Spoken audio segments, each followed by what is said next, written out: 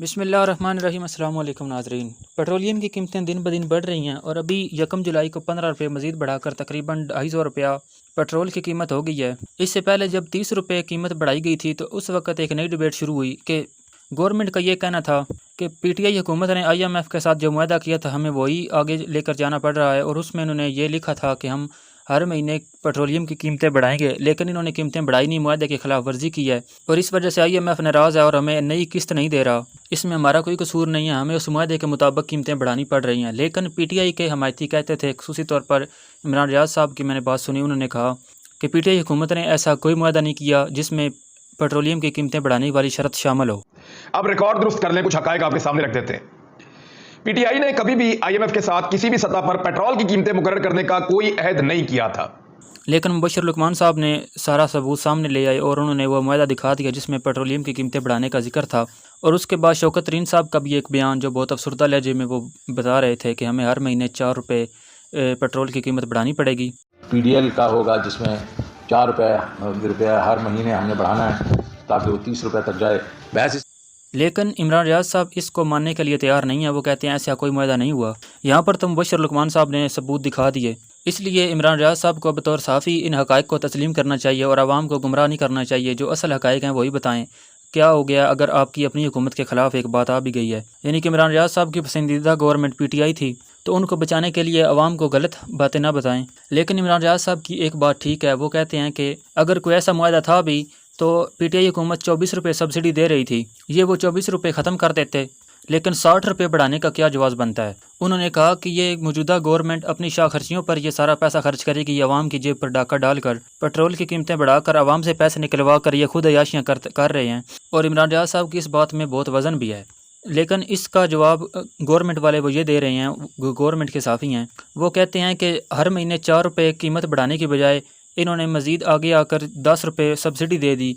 हर महीने 4 रुपये कीमत भी नहीं बढ़ाई और 10 रुपये मज़ीद सब्सिडी दे दी। और इतना लंबे अरसे तक जो ये ख़जाने पर बोझ पड़ता रहा है, इस वजह से पाकिस्तान दिवालिया होने के करीब था, इसलिए अचानक इतनी कीमतें बढ़ानी पड़ी मीशत को सहारा देने के लिए। लेकिन यहाँ पर ये गवर्नमेंट वालों की ये मंतक बिल्कुल कमज़ोर है और इमरान रियाज साहब की जो बात है वो ज़्यादा वज़नी है, वो ज़्यादा मजबूत दलील है, क्योंकि गवर्नमेंट की जो शाह खर्चियाँ वो सब के सामने ही हैं और वो आवाम की जेब पर डाका डाल कर ये अपनी पूरे कर रहे हैं।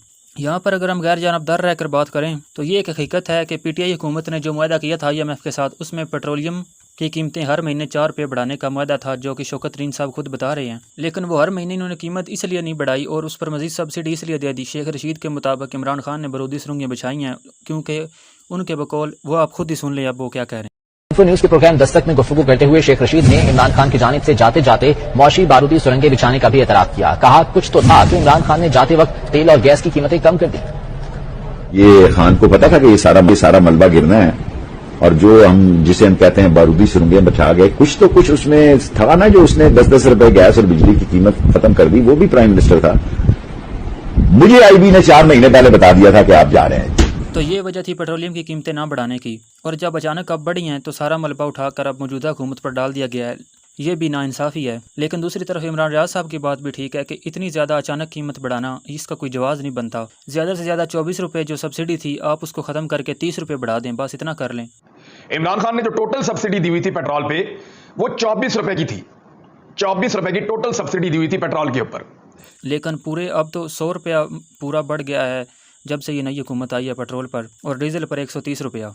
तीसरी बात मुबशर लुकमान साहब वो ये कह रहे हैं कि मौजूदा हुकूमत ने IMF के साथ एक बहुत अच्छा मुआहदा किया है। उन्होंने कहा है कि अगर आलमी मार्केट में पेट्रोल सस्ता हुआ तो हम अपनी आवाम को पेट्रोल सस्ता देंगे, हम कीमतें कम करेंगे। ये बहुत अच्छी शर्त रखी है, लेकिन हकीकत में ऐसा नहीं है। इमरान रियाज साहब क्या कह रहे हैं उनकी भी सुन लें।